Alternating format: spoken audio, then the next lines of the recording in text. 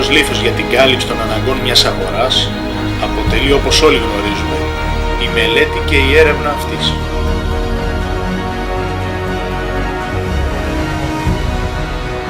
Με τον τρόπο αυτό επιτυγχάνουμε την ανέβρεση λύσεων, καινοτόμων τις περισσότερες φορές αν θέλετε, με τις οποίες μπορούμε να καλύπτουμε τις ανάγκες της αγοράς.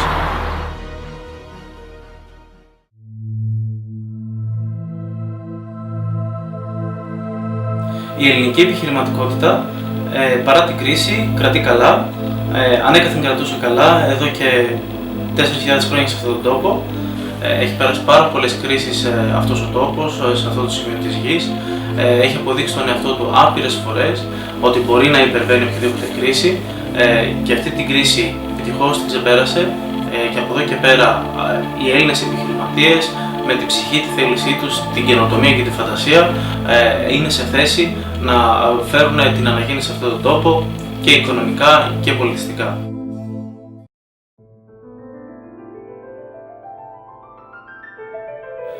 Μέρος της ελληνικής επιχειρηματικότητας είναι και οι νεοφυείς επιχειρήσεις και μάλλον θα έλεγα περισσότερο η μόδα των νεοφυών επιχειρήσεων όπως μας έχει έρθει από το εξωτερικό. Η προσπάθεια του ελληνικού κράτους βάσει ευρωπαϊκών οδηγιών να υποστηρίξει όσο το δυνατόν γίνεται με κινήσεις θεσμικές αυτή, επιτρέψτε μου εμένα, τη νέα μόδα.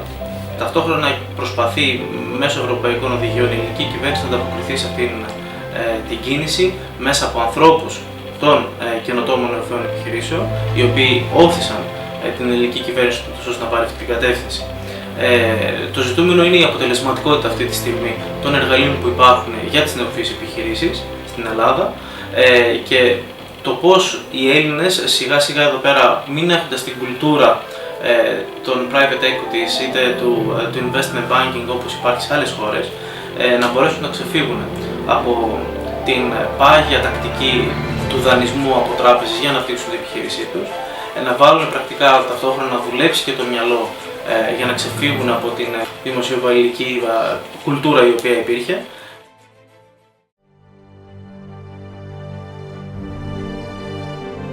Η καινοτομία είναι το μόνο όπλο αυτή τη στιγμή που οποιαδήποτε ελληνική νεοφυής επιχείρηση έχει για να μπορέσει να υπερβεί τα όρια αυτής της χώρας και να προχωρήσει προς τα έξω. Είναι γνωστό παγκόσμια ότι η οικονομία δεν έχει σύνορα, δεν έχει όρια.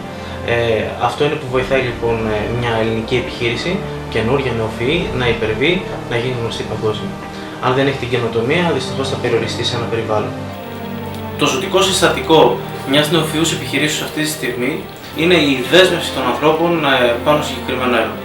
Δεν νοείται μια επιχείρηση μόνο με μια ομάδα ανθρώπων οι οποίοι κάθονται πίσω 5 υπολογιστές, τα λένε μεταξύ τους, φτιάχνουν ένα application, φτιάχνουν μια εφαρμογή και μετά να σταματούν να δεσμεύουν και το χρόνο τους και τη ζωτικότητά τους.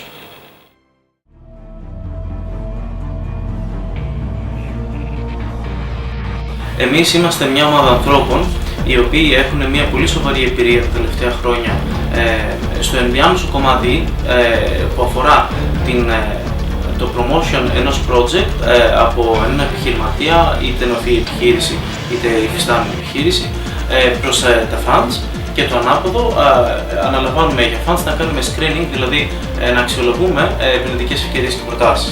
Αυτό μας έκανε να δούμε διάφορα πράγματα στην αγορά, διότι όταν έχεις στην καθημερινότητά σου πολλά project να περνάνε από τα χέρια σου, μπορείς πολύ εύκολα να καταλάβεις ποια είναι η γενική αίσθηση και πού γενικώς κυμαίνεται και πού πηγαίνει μια αγορά.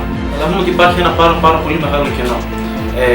Πάρα πολύ μεγάλο κενό από την πλευρά των επιχειρηματιών να μπορέσουν να βρουν το σωστό επενδυτικό κεφάλαιο, το σωστό fund για να μην χάσουν τον χρόνο τους και από την άλλη τα funds ψάχνουν πολύ συγκεκριμένα project οπουδήποτε στον κόσμο και πληρώνουν πάρα πολλά λεφτά σε marketing για αυτό το κομμάτι τους ώστε να διαφημίζονται σωστά στις σωστές αγορές και προσπαθούν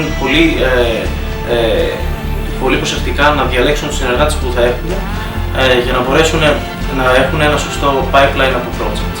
Η πρόσβαση στο κεφάλαιο είναι κάτι το οποίο χρειάζεται πολύ σωστή δομή και οργάνωση και συγκεκριμένες γνώσεις, τις οποίες ο επιχειρηματίας που σμιλεύεται στον δρόμο, και το λέω στον δρόμο διότι η επιχειρηματικότητα δεν διδάσκεται, μόνο βιώνεται,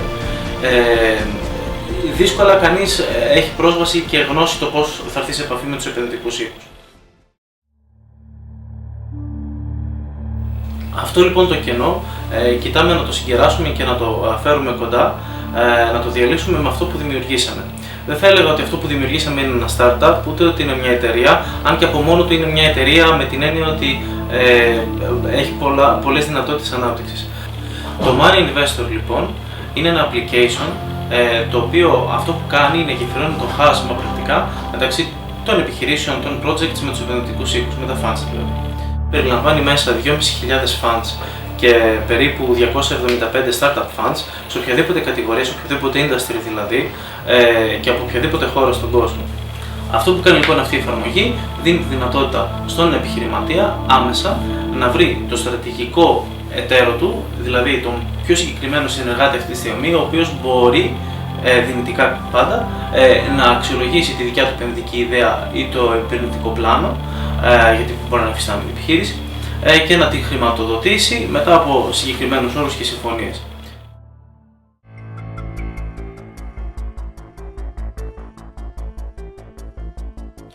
Το Money Investors είναι ένα application και από μόνο του είναι μια πολύ ωραία επιχειρηματική ιδέα η οποία μπορεί να χρηματοδοτηθεί, αν και στη φάση που βρίσκεται, επειδή όλα έχουν γίνει με ίδια κεφάλαια, δεν θέλουμε να χρηματοδοτηθεί από κάπου, διότι και για μας είναι ένα εργαλείο και όσο εργαλείο το προσφέρουμε είτε σε διαμεσολαβητές, είτε σε συμβούλους, είτε σε επιχειρηματίες, είτε σε επενδυτικούς οίκους.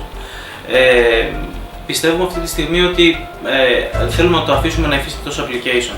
Σαν επιχειρηματική ιδέα, πολύ πιθανόν στο μέλλον να μπορέσει να αναπτυχθεί με πάρα πολλούς διαφορετικούς τρόπους και πάρα πολλά services που μπορούν να μπουν μέσα. Πολύ πιθανόν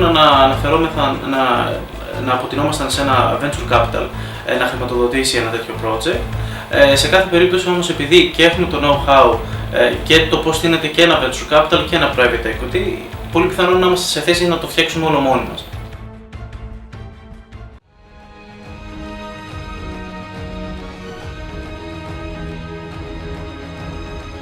Επενδυτικό ενδιαφέρον από ξένους επενδυτικούς οίκους για την Ελλάδα υπήρχε, υπάρχει και θα υπάρχει. Τα δεδομένα τα οποία ένας επενδυτικός οίκος εξετάζει σε οποιαδήποτε γεωγραφική περιοχή στην οποία δραστηριοποιείται είναι συνήθως τα ίδια. Πρακτικά, οι αποδόσεις που μπορεί να έχει στο κεφάλαιο το οποίο θα επενδύσει.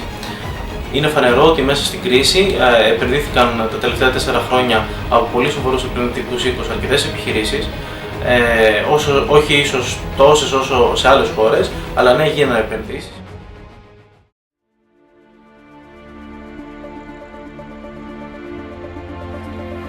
Για να εφαρμόσουμε και τελικώς υλοποιήσουμε καινοτόμες επιχειρηματικές λύσεις, με ωφέλιμο πάντοτε αποτέλεσμα για την κοινωνία, χρειαζόμαστε ένα βασικό συστατικό, τη συνέργεια.